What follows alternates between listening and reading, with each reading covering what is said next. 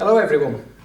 It's a bit strange talking for the first time to an empty room, but this morning I'd like to start a study on the life of Joseph and his heart and his character. So we're going to look at Genesis 37 to start with, and I'll let you read that in your own time. We first start off with Jacob had already put Joseph to work. He's 17-year-old and he's pasturing the sheep with his brothers. But in this position, he's in a leadership position. He's overseeing. And the first thing that we read is he reports back to Jacob about his brother's bad behaviour. Joseph realises the importance of looking after the sheep, which is his father's main business. We also look at what Jacob thinks about Joseph. Joseph is Jacob's favourite because he was a son of old age. This doesn't just mean that he was born to Jacob when Jacob was an old man, but it also refers to Joseph, who is a young man with wisdom above his years. He's got an old head on young shoulders. He's got a very good understanding. We also read that Joseph is given a multicoloured tunic. Now this is a symbol of elevation, and we see, like I've already mentioned, that Joseph is the overseer of Jacob's flocks. Obviously his brothers are not best pleased with Joseph, because to them he's a grass, he's a snitch. But at the end of the day, Joseph's heart is for looking after the sheep, and he wants it done properly. He doesn't like to see shoddy work. We're now told that Joseph has a dream, and this dream relates to his brothers. And he just has to tell his brothers. A little bit of naivety there, but Joseph he's excited. God's spoken to him in a dream. And this dream is that his brothers are going to bow down to him. Now he's the youngest, bar Benjamin. So he's 10 brothers that are older than him that shouldn't be bowing down to him. But God's given him this dream. He then has a second dream. And not only does he share this with his brothers, but he shares it with Jacob as well. And in this, it says, the sun, moon and stars will bow down. So Jacob interprets that as he's talking about Jacob, his mum, and the sons. And it does say that Jacob interprets the dream, rebukes him, but keeps the saying in mind.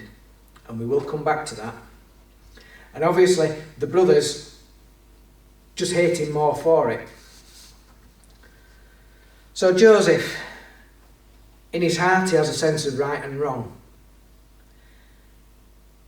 Nowhere in the Bible do we see him doing anything contrary to God.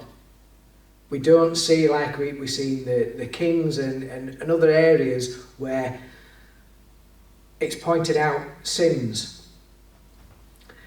He always did what was right, no matter what the consequences were. His motives were for good. He's trying to help his brothers do what is right. Even though they couldn't see it, they see it as this young lad being a pain and stopping them doing what they want to do. He's obedient to his father, and in doing so he's also obedient to God. He has a great work ethic, and he still goes out and does the work even though he knows he's going to get grief from his brothers. And these flocks are still prospering, and we'll come a little bit to that later. Joseph is the son of Jacob, who was the son of Isaac, who was the son of Abraham. Joseph's great-granddad was Abraham. He will have heard the stories that we've read in the Bible through Genesis about Abraham taking Joseph's granddad, Isaac, as a sacrifice. Joseph will have heard all these stories firsthand. And what I read into this is he's learned by grandparents, great-grandparents, and his father's mistakes. He seems to want to do everything that is right, and he doesn't push to make things happen. And say he will know more about the history of his family and mistakes that were made than we will. So, after the dream, Jacob sends Joseph out to give a report on what his brothers are doing. So he goes to find his brothers where they're supposed to be, and his brothers have wandered off again. Have they done something that was wrong? Were they hiding from Joseph? I don't know, but they certainly weren't in the area that they should have been in. So they actually see Joseph approaching from afar, and the brothers between them plot to kill him. Now, when it says brothers, I don't believe it was all of the brothers that were there, because we read that Reuben stops them killing him, and he suggests that they throw him in a pit so that he can rescue them later. And his brothers agree, so they throw him in a pit. At this point, we don't read it, but Reuben must go back to the sheep that he's supposed to be looking after. Joseph is in this pit. He's upset. He doesn't know what's going on. And in Genesis 42:21, we read, "Because we saw the distress of his soul when he pleaded with us, yet we would not listen." So he's going to be in this pit, and his brothers just go and have a meal. They don't care. There's nothing on their conscience that's saying we've done wrong here. They're not bothered. And then one of the brothers sees the Ishmaelites and says, "Let's sell him. Let's get rid of him." So they decide to sell him. And then Reuben returns to get him out of the pit, and he's not there. Reuben's in a panic. He's the oldest. Jacob is going to hold him accountable because he's the oldest. Because he's the oldest, the others look around him and they must have some little respect for him. But again, one lie is leading to another lie. They grab Joseph's tunic, tear it up and dip it in lamb's blood. They then take it to Jacob and hand him the tunic in shreds, covered in blood. They don't say anything to Jacob.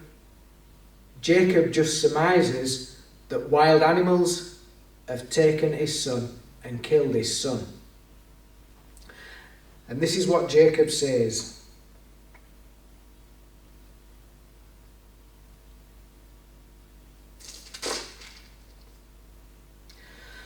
Jacob tears his clothes, puts on sackcloth, and mourned for his son many days.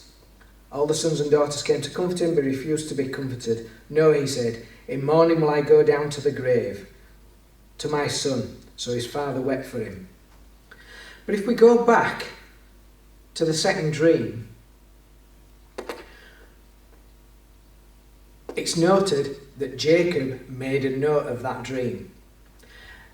And we read earlier in Genesis that God spoke to Jacob in a dream. So, in his mind, his son's dead, but deep down in his spirit, he's got this dream in mind that he himself, his wife, and his sons are going to bow down to Joseph. That's not happened. So, is God being a liar in that dream? Should Joseph have just given up completely?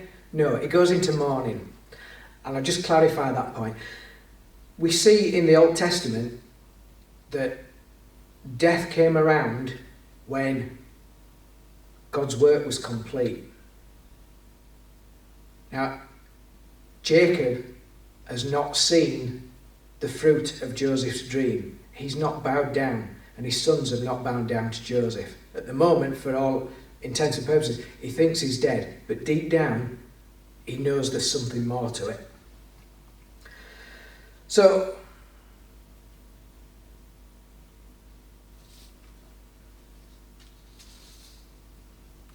Joseph has been sold to the slave traders.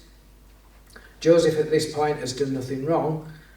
All he has done is tried to please his dad and walk the way that his dad wanted and walk in the way that God wants him to walk.